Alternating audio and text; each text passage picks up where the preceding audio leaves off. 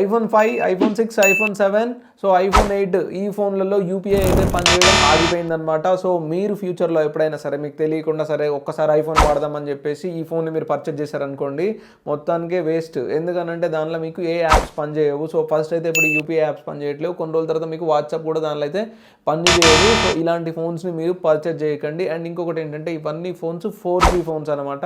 ఈ 4G ఫోన్స్ని ఇప్పుడు మీరు పర్చేజ్ చేయకండి. సో 5G కంపాక్టబుల్ ఉంటేనే పర్చేజ్ చేయండి. ఐఫోన్ 11 తర్వాత ఫోన్స్ని మాత్రం పర్చేజ్ చేయడానికి ట్రై చేయండి. లేదు కొన్ని రోజులు వాడుకుంటాం మాకు 4G అయినా ఓకే అని అంటే ఐఫోన్ ఎక్స్ అండ్ ఐఫోన్ 11 మాత్రమే పర్చేజ్ చేయండి.